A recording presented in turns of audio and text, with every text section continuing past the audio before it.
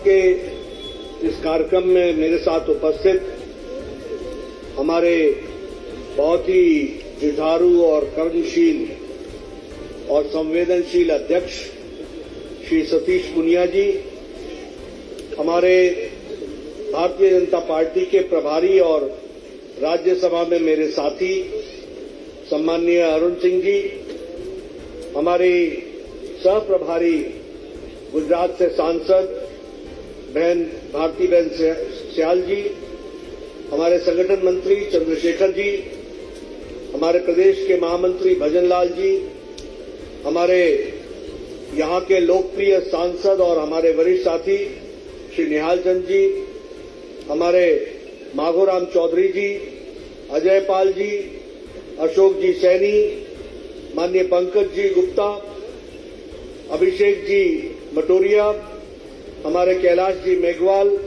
गुमान सिंह जी राजपुरोहित, बलबीर सिंह जी बिश्नोई, हमारे धर्मेंद्र जी, गुरदीप सिंह जी, डॉक्टर राम प्रताप जी, विवेक गुप्ता जी, सतीश सरीन जी, दिनेश जी पोद्दार, प्रदीप सिखवाल जी, हमारे सांसद माननीय बालकनाथ जी, अमर सिंह राठौर जी, जुगल किशोर गौड़ जी, सम्मानित मंच और इतनी बड़ी संख्या में यहां पर एकत्र आए पार्टी के वरिष्ठ कार्यकर्ता, देवी और सज्जनों, और इसके साथ साथ हमारे 10 स्थानों पर जुड़े हुए जो 10 कार्यालयों का श्री गणेश हो रहा है, वहां उपस्थित और वीडियो कॉन्फ्रेंस से जुड़े हुए हमारे सभी वरिष्ठ साथीगण और 44 जिला में लाइव देख रहे हमारे सभी कार्यकर्ता बंधु। यहां मैं अपने सामने एक बड़े टीवी स्क्रीन पर देख रहा हूं कि बीकानेर में अर्जुन मेघवाल जी, हरिराम जी, ताराचंद सारस्वत जी वो बैठे दिख रहे हैं। उसी तरीके से गंगानगर में मुझे राजेंद्र राठौर जी दिख रहे हैं और हमारे अलवर में राजवर्धन सिंह दिख रहे हैं, रामलाल जी शर्मा दिख रहे हैं।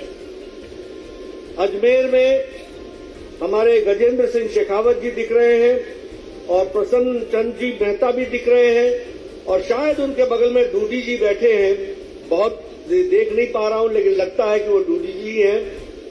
उसी तरीके से धौलपुर में राजकुमार चाहर जी हैं जो हॉल के अंदर बैठे हैं और साथ में उनके महेंद्र जाटव जी हैं।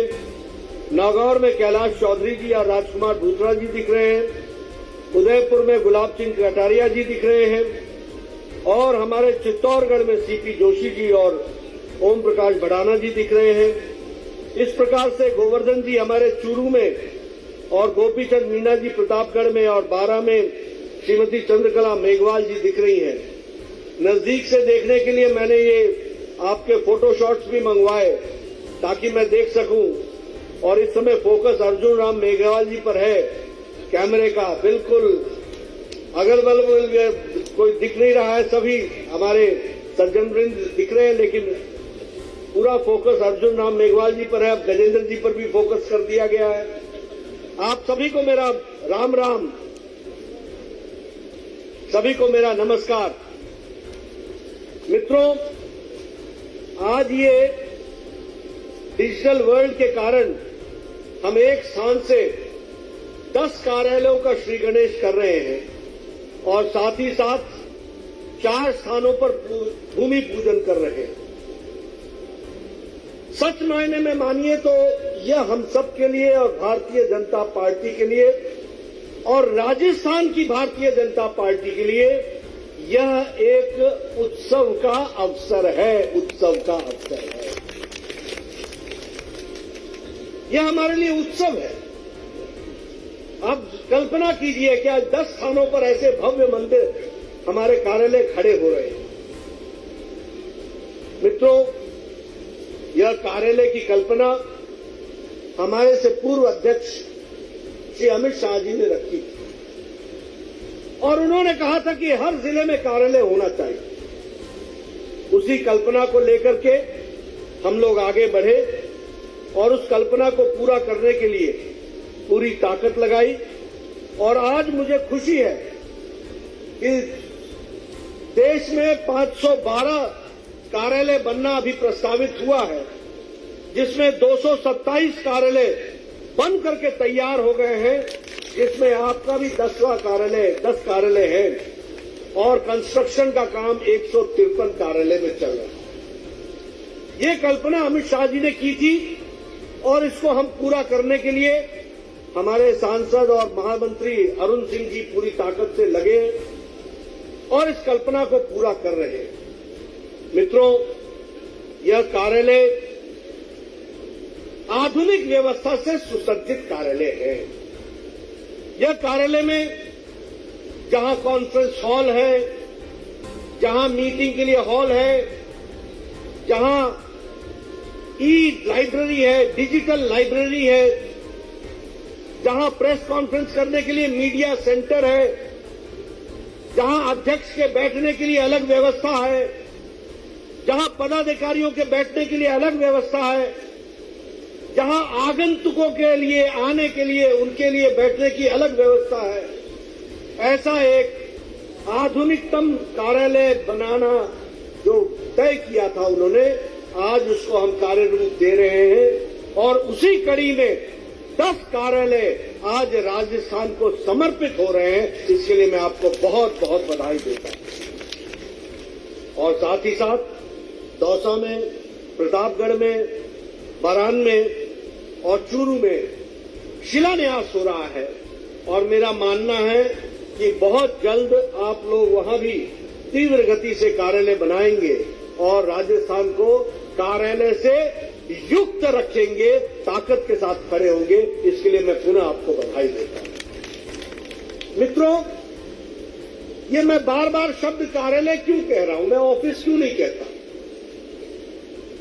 ऑफिस इसलिए नहीं कहता क्योंकि ऑफिस 10 बजे खुलता है और 5 बजे बंद हो जाता है, और कार्यालय ऐसा होता है जिसका पट कभी भी बंद नहीं होता, 24 घंटा 365 दिन खुला रहता है। उसको हम कार्य करने का स्थान कार्यालय के रूप में जानते हैं। और यह कार्यालय ऊर्जा का केंद्र होता है, यह कार्यालय संस्कार का केंद्र होता है, यह कार्यालय हमारे को एक नई चेतना देने का, एक संस्कार देने का कार्यालय होता है। मैं जब युवा था तो मेरे से लोग पूछा करते थे, ये बीजेपी क्या होता है, ये कैसी पार्टी? तो मैं उनको कहता था खाली हो? बोले हाँ खाली है, तो कार्यालय आ जाओ। बोला कार्यालय क्यों? मैंने कहा कार्यालय आओगे तो तुमको वहां पर 20 महान लोगों के, जिन्होंने पार्टी को समर्पित किया, उनके आपको चित्र दिखने को मिलेंगे। आप फिर मेरे से प्रश्न करोगे, ये कौन है, ये क्या नाम है इनका? फिर मैं आपको उनका इतिहास बताऊंगा। फिर मैं आपको ये भी बताऊंगा कि किस तरीके से उन लोगों ने अपने जीवन को खपा दिया, जिसके कारण आज तुम और हम यहां पर यशस्वी होकर के बैठे। तो कार्यालय आओगे तो संस्कार पड़ेगा, संस्कार का केंद्र है ये कार्यकर्ताओं को तैयार करने का यंत्र है। और इसलिए मैं कई बार कहता हूं कि ये कार्यालय संस्कार का केंद्र होता है, ऊर्जा का केंद्र होता है, योजनाओं का केंद्र होता है, योजनाओं को क्रियान्वित करने का ये केंद्र होता है। इसको हमको इस तरीके से देखना। और पार्टी हमारी मां है, उसके काम करने का जो स्थान है वो कार्यालय है। और मित्रों, हमको बचपन में बताया गया था कि पार्टी को चलने के लिए 5 क चाहिए, कार्यालय चाहिए, कार्यक्रम चाहिए, कार्यकर्ता चाहिए, कार्यकारिणी चाहिए, कोष चाहिए। हमारे पास कार्यालय था, कार्यकर्ता था, हमारे पास कार्यकारिणी थी, हमारे पास कार्यक्रम था, हमारे पास कार्यक्रम को करने के लिए कार्यकर्ता भी था, हमारे पास वातावरण भी था, लेकिन हमारे पास कार्यालय नहीं था। और हम किराए के 2-2 कमरे में रहा करते थे। याद करो वो दिन, इस पार्टी को सींचने में 4-4 पीढ़ियां खप गई, 4-4 पीढ़ियां। जिन्होंने कभी स्वप्न भी नहीं देखा था कि ऐसे भव्य कार्यालय में हमारे जिला अध्यक्ष को बैठने का मौका मिलेगा और हमारे कार्यकर्ताओं को काम करने का मौका मिलेगा।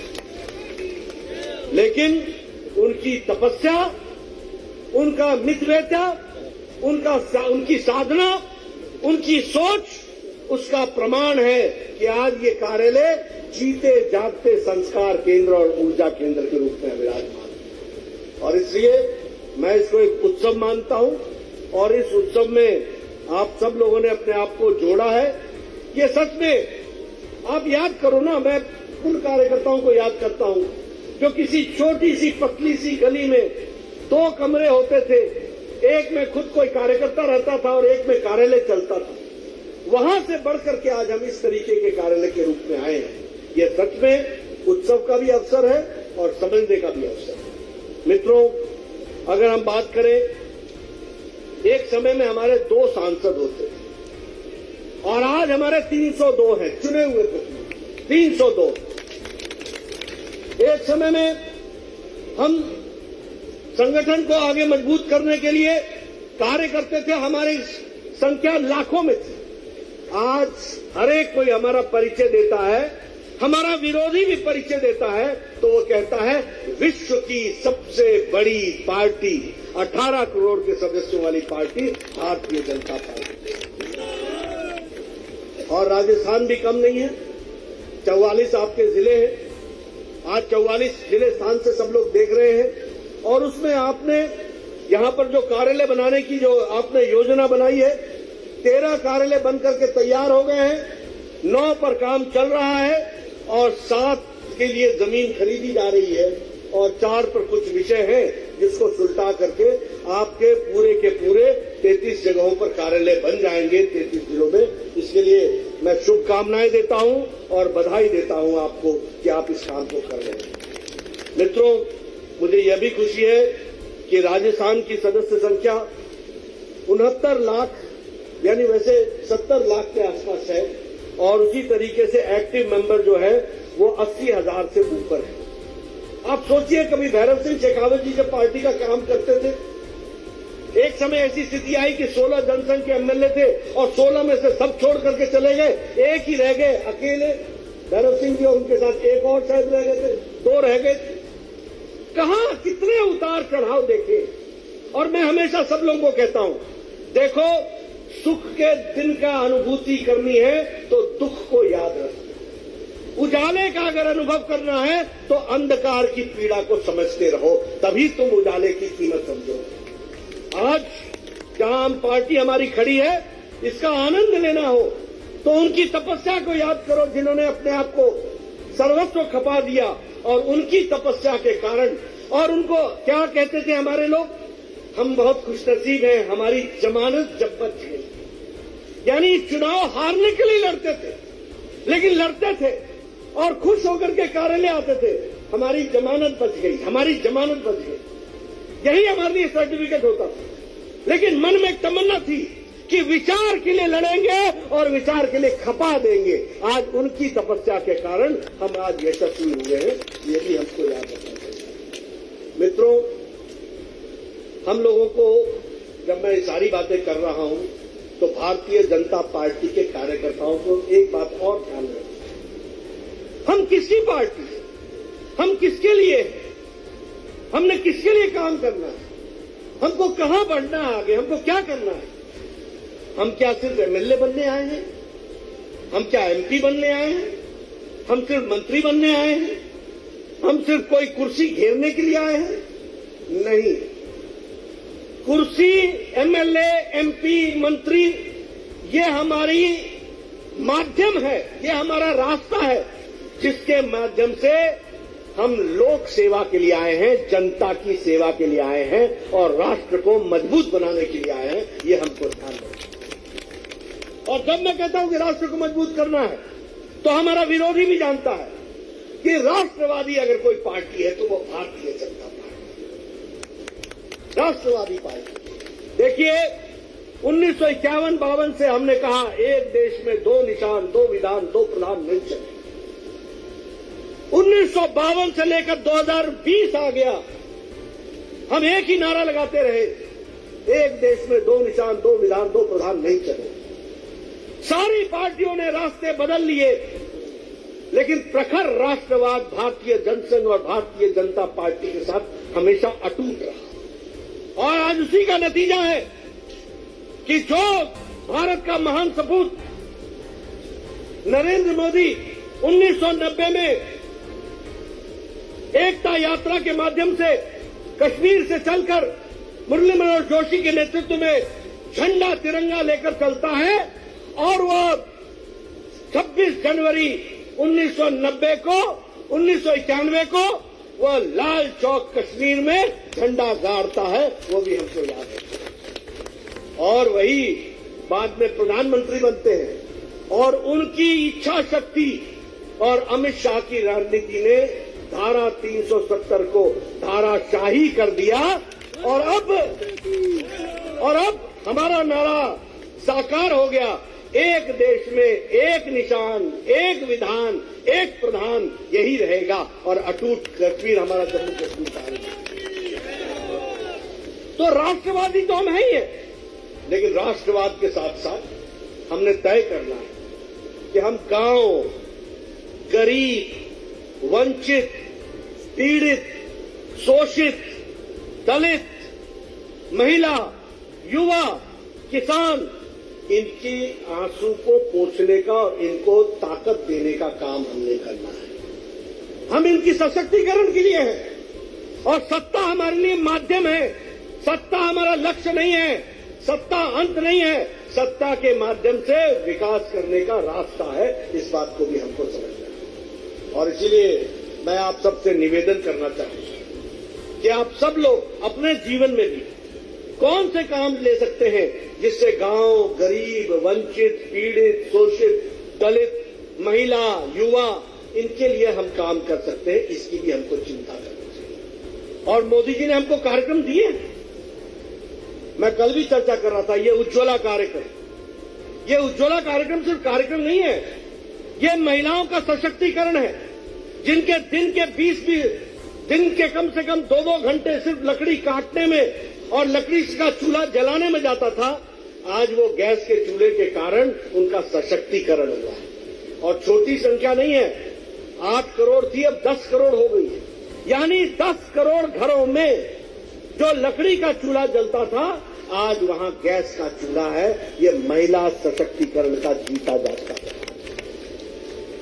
ये स्वच्छता अभियान, ये खेतों में दैनिक क्रिया के लिए न जाना, ये शौचालय बनाना, जिसे हमने इज्जत घर कहा, कितनी संख्या है इसकी? इसकी संख्या 11 करोड़ है। यानी 70 साल गुजर गए, 11 करोड़ घर, यानी 11 करोड़ माताएं ऐसी थी बेचारी जो अपने दैनिक नित्यक्रम के लिए सूर्योदय से पहले और सूर्यास्त के बाद जाने का इंतजार करती। 11 करोड़ छोटी नहीं घटना है, 11 करोड़। अब 11 करोड़ बहनों के बच्चे भी थे, यानी ये सब खेतों में जाया करते थे दैनिक क्रिया। लेकिन मोदी जी ने इनको खेतों में जाने से रुकवाया और इज्जत घर घर में दिया। 11 करोड़ इज्जत घर बनाए और उनका सशक्तिकरण दिया, उनको ताकत दी। ये भी हमको याद रखना चाहिए। अगर हम बात करें सौभाग्य योजना की, 3.5 करोड़ घरों में बिजली पहुंचाई है, 3.5 करोड़ घर। राजस्थान में भी लाखों की संख्या में पहुंचाई है। इसका मतलब कि वो माताएं बेचारी डिग्री जला करके पढ़ा करती थी, बच्चे पढ़ा करते थे, टीवी नाम की चीज नहीं होगी, फ्रिज की कभी कल्पना नहीं कर सकते, कोई उनके पास व्यवस्था नहीं थी। आज उनको भी एक इज्जत के साथ जीने का मौका मिला है, तो वह हमको सौभाग्य योजना के माध्यम से मिला है।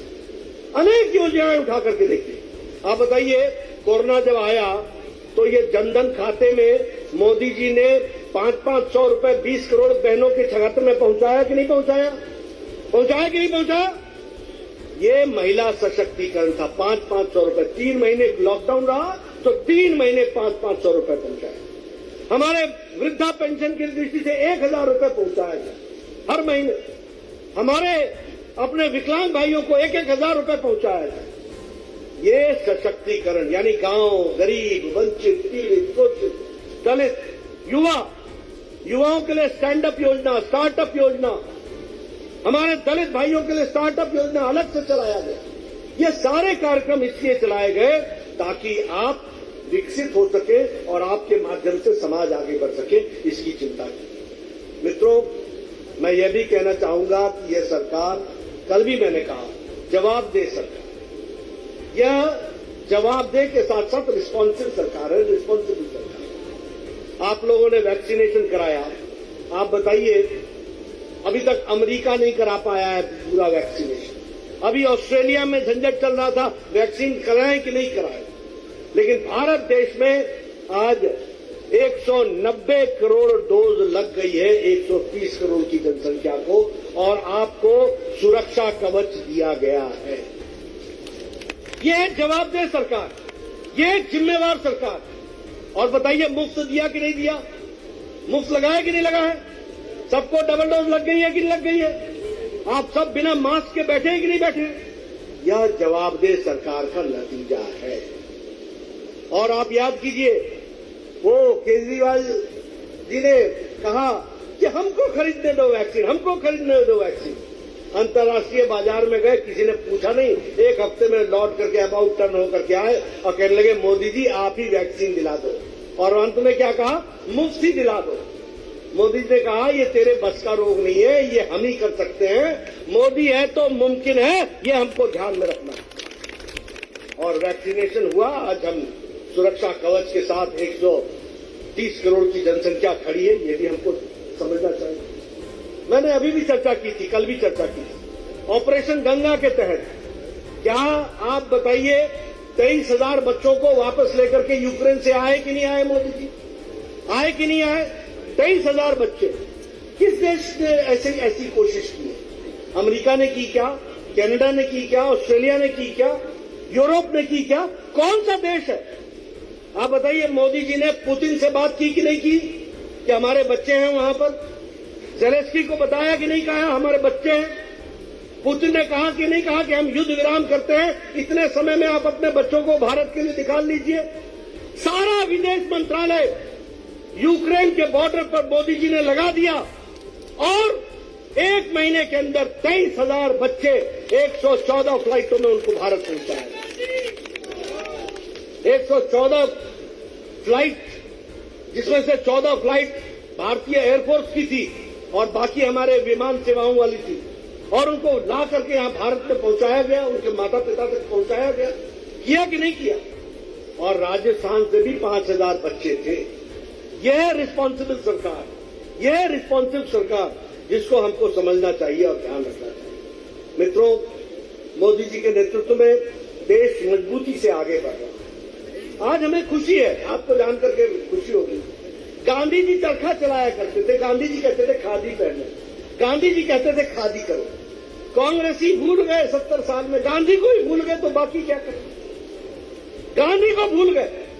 मोदी जी ने गांधी को याद रखा, खादी को आगे बढ़ाया, और आज आपको जानकर खुशी होगी कि मार्च महीने का टर्नओवर 1,15,000 करोड़ खादी का है। ये हमको आजादी के बाद इतनी बिक्री खादी की कभी नहीं हुई, और ये फास्ट मूविंग कंज्यूमर गुड बन गया है खादी, यह भी हमको याद है। आप बताइए, मोदी जी ने स्टार्टअप के लिए कहा था कि नहीं कहा था? इनोवेशन के लिए कहा था कि नहीं कहा कि आप इनोवेट करो, इनोवेट करो, इनोवेट करो?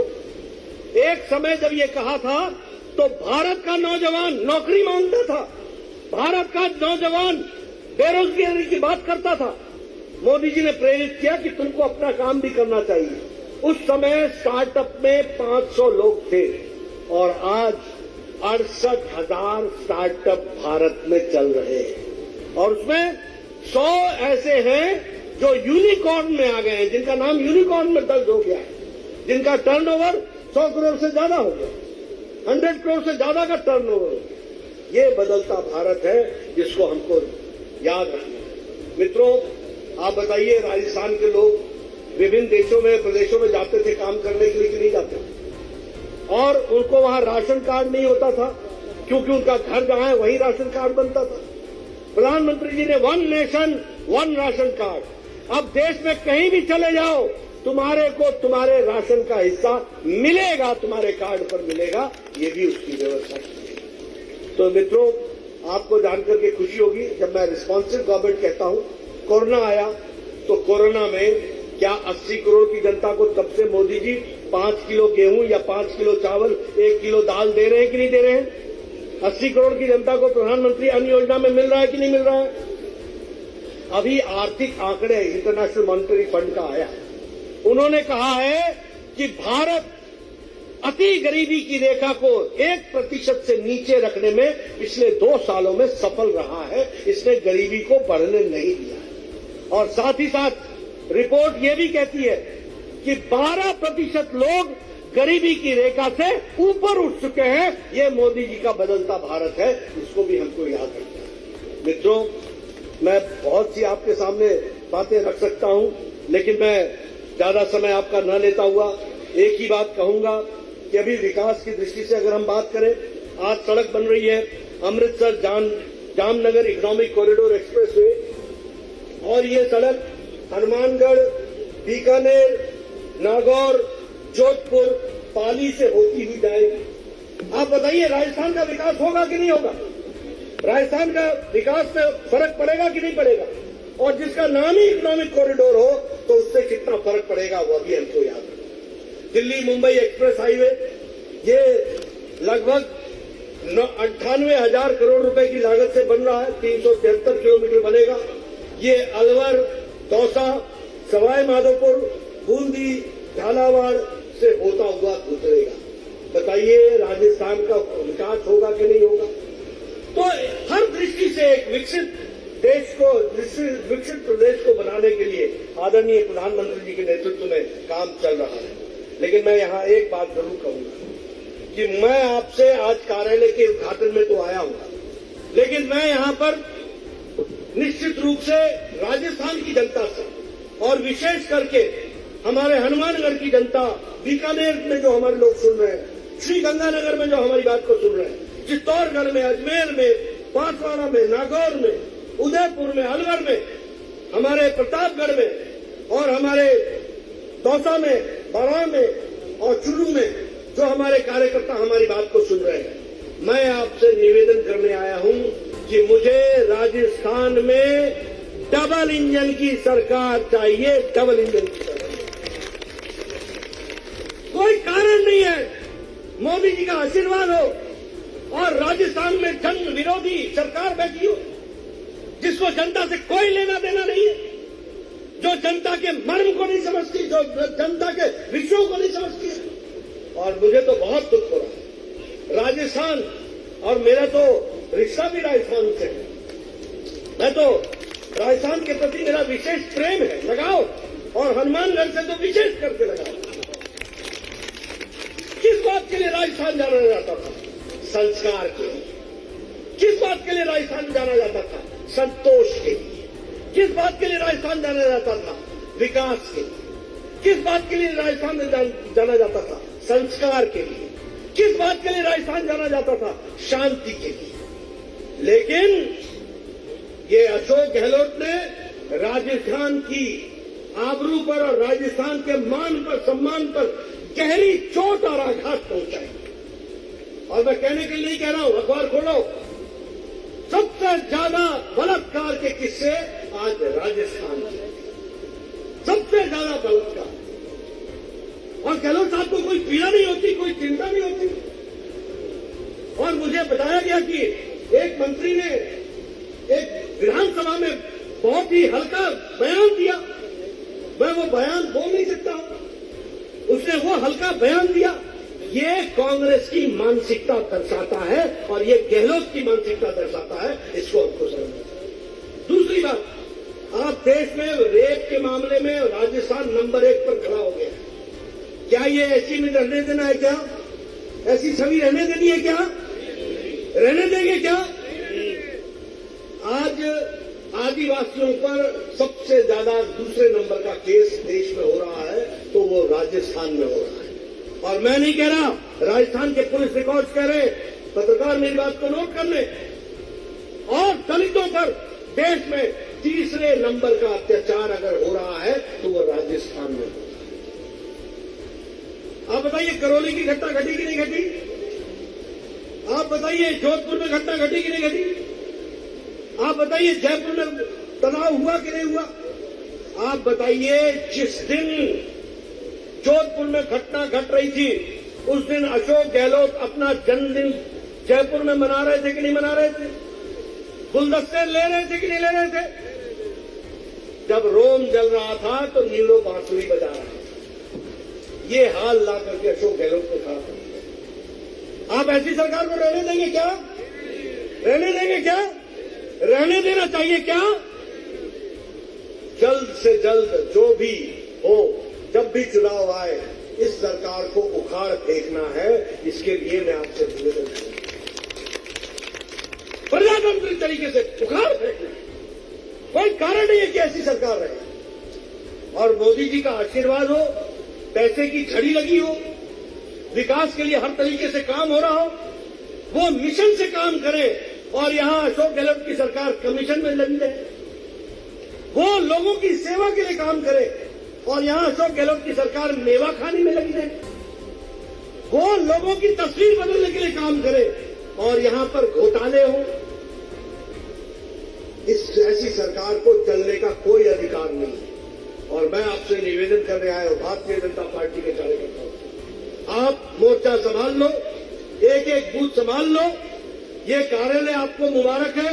यहां यंत्रणा करो, योजना बनाओ और प्रजातांत्रिक तरीके से ऐसे लोगों को घर पे बिठा दो और काम करने वालों को काम दो। इस बात को हम लोगों को करना। मित्रों, गर्मी में आप सब लोग डटे रहे हैं, बैठे रहे हैं। ये राजस्थान के स्वभाव के बारे में भी बताता है और भारतीय जनता पार्टी के कार्यकर्ता के संस्कार के बारे में। इसलिए मैं आपका ज्यादा समय नहीं लूंगा। मैं आपको फिर से बहुत बहुत धन्यवाद देता हूं और इस मंच के माध्यम से जो हमारे सभी 44 स्थानों पर हमारे 44 जो संगठनात्मक जिले हैं, फेस लाइफ से जुड़े हुए सभी कार्यकर्ता, सभी नेताओं को इस उत्सव की घड़ी पर उनको बधाई देता हूं और आप आगे बढ़े इस शुभेच्छा के साथ बहुत बहुत धन्यवाद। जय भारत, जय राजस्थान।